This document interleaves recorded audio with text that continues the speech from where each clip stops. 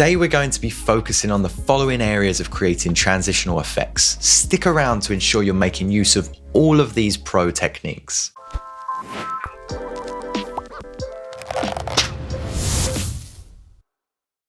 First off, can we discuss information overload? If you're part of my Patreon family, I've been going on about information to no end this week. From the moment your track starts, your audience is bombarded with information. So even more important than transition effects and the techniques that we're going to use is just basic arrangement skills. Don't go dropping your listener into everything all at once. Feed them your melodic and rhythmic information piece by piece, so they're not caught off guard by all that polyrhythmic, counter-melodic stuff all at one time. I should mention I also dropped an intro video not that long ago that will help with this topic, so make sure you check it out. Okay, so now that we've appropriately arranged our piece, let's first look at noise transitions. Better than your reverse disco crash, although that does have its place in certain songs, is the noise transition.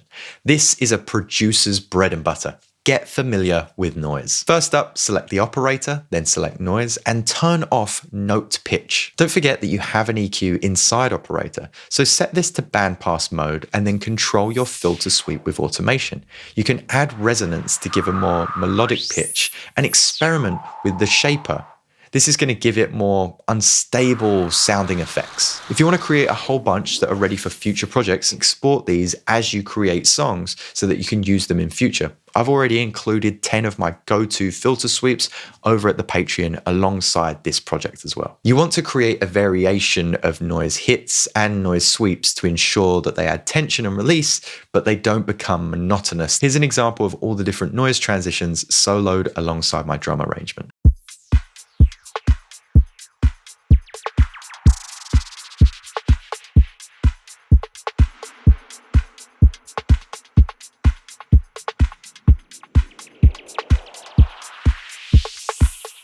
Melodic transitions. Arguably, we've seen a type of melodic transition by pitching up the resonance inside our operator and sweeping it. But we can do something similar by taking a drone or a pad in an audio sample form and pitching that clip up over time. Remember, your clip must be set to complex before you do this.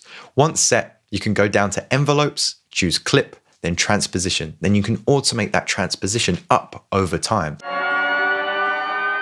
If you do have a pad or lead VST, this effect can be achieved inside most synths. And don't forget about the beauty of laser sounds. If we head back to operator, there's also an extremely easy way to create lasers. Keep operator set to sine wave. Turn on your pitch envelope, set pitch to 48, and adjust your decay to taste.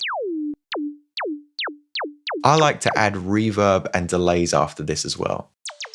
And don't forget to use even more melodic transitions like rain sticks, glissando effects, and chimes too. Often throughout my track, normally around the transitional bar line, like bar 4 into bar 5, I'll create instrumental effects transitions as well. What I mean by that is utilizing effects returns, automating the bypass to on or off on certain effects, or making use of the dry wets to create variations in samples and rhythms. So at the end of certain sections, you can start to increase delays or reverb. Here at the end of the track, we can build up just a section of the sends, which is found inside the Kilobyte kit. If you're not familiar with the Kilobyte kit, it's an entire synthesized drum kit that I have available over at the Patreon. It's how I created the drums for this track. By the way, are you enjoying this track? Would you like a breakdown of it? Let me know in the comments below if so. So I've added some reverb to the send of the Kilobyte kit, but I also have some delay automation right at the end here.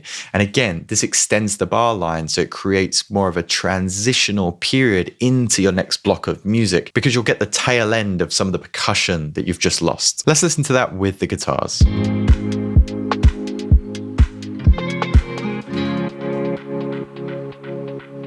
Lovely, and you can just hear that delay tail off into the distance as the guitars come through.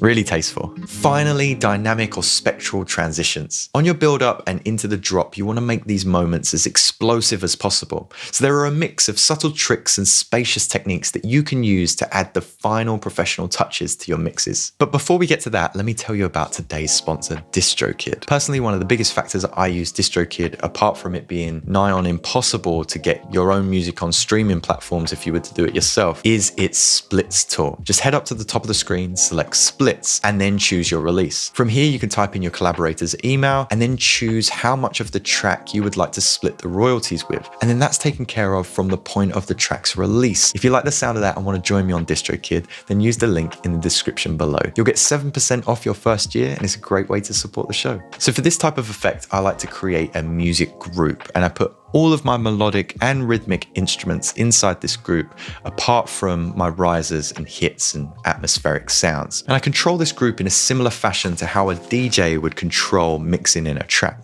I'll show you. So here from bar 8 into bar 9, you can see that I start to increase the mix of the RC20. What I'm doing here is increasing the noise, wobble, distortion, space, but also the width and the gain. So you want to make your track slightly quieter before the drop, so at the drop it's as impactful as possible. What we can do in RC20, which is quite nice, is use the mix slider. As we increase that, you can see here along this band and along the bottom that all of those effects start to come into play. And then we can eradicate it on the drop. One of the key points you'll notice as I zoom in is the fact that I'm already ramping this up ever so slightly before bar 8, and I'm already ramping it down quite harshly just before bar 9. So that's why I think of it like a DJ. I'm kind of rolling that pot off so I can meet the drop rather than waiting until after the drop.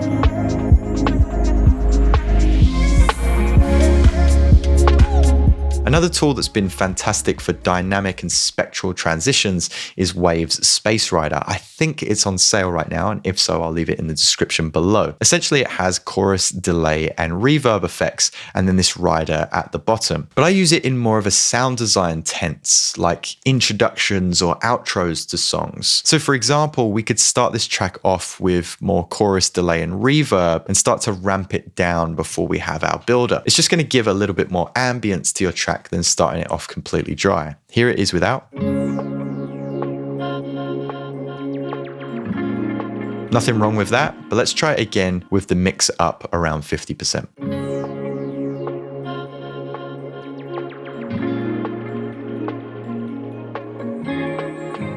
Then we start to ramp it down as the track builds up.